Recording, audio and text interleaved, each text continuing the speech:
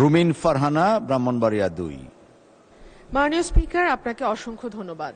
মাননীয় স্পিকার, আপনার মাধ্যমে মাননীয় মন্ত্রী মহোদয়ের কাছে আমার প্রশ্ন, এইচএসসি পরীক্ষা চলছে এবং গত ৩-৪ দিন ধরে আবহাওয়ার যে অবস্থা ছিল, বৃষ্টি এবং পুরো শহর, শুধু তো ঢাকা না, ঢাকা চট্টগ্রাম সহ বড় বড় যে শহরগুলো, সে শহরগুলো পানির নিচে তলিয়ে গিয়েছিল। আমাদের শিক্ষার্থীরা অনুরোধ করেছিল পরীক্ষাটি একটু পেছানোর জন্য, কিন্তু এই সিদ্ধান্ত নেওয়া হয় নাই এবং যে কারণে আজকে আন্দোলন হচ্ছে, ঢাকায় আন্দোলন হচ্ছে।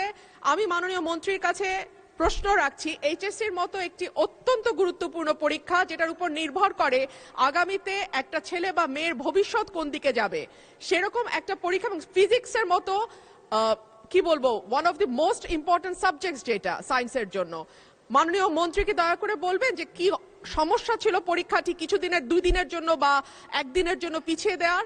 ধন্যবাদ মাননীয় স্পিকার। পরীক্ষা আমরা নিয়ে থাকি সারা বাংলাদেশে। এসএসসি পরীক্ষায় প্রায় 2700 সেন্টার রয়েছে এবং 64টি জেলায় এই 2700টি সেন্টার একত্রে পরীক্ষা শুরু হয়।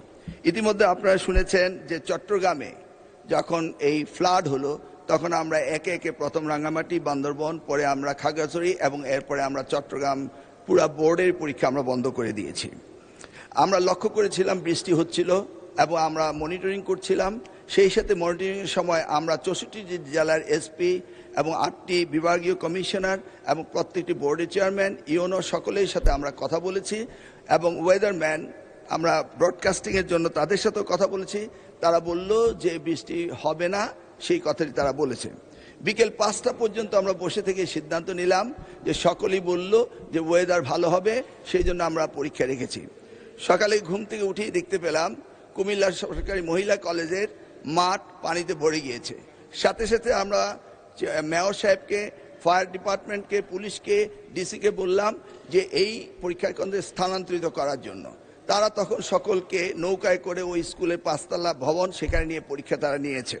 আমরা সেটা দেখেছি তাদের দুর্ভোগ।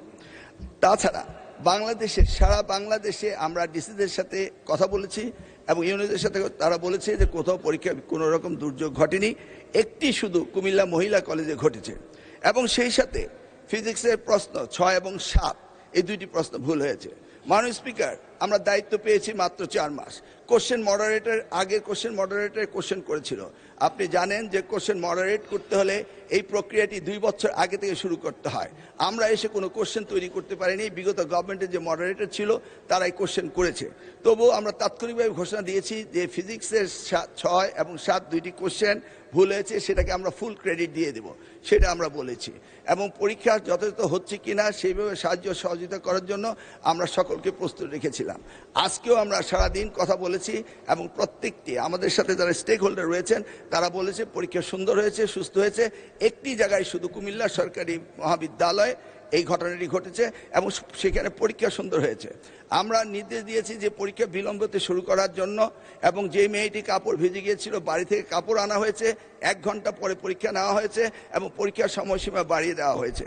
আমি মাননীয় স্পিকার আপনার মাধ্যমে জাতিকে জ্ঞাতার্থে করতে চাই যে পরীক্ষা পদ্ধতিতে আমাদের যে সিস্টেম রয়েছে, সেখানে লোকাল যে গভর্নমেন্ট রয়েছেন, ডিসি হতে, ইউনো হতে, পুলিশ হতে, তারা তাৎক্ষণিকভাবে ব্যবস্থা নেবেন যে পরীক্ষা এখানে নেওয়া যাবে কি যাবে না।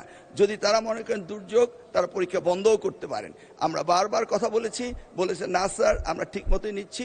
এবং আপনারা দেখতে পেয়েছেন যে বৃষ্টির পানি কোথায় কোথায় ছিল, সেগুলো আমরা সকলেই লক্ষ্য করেছি।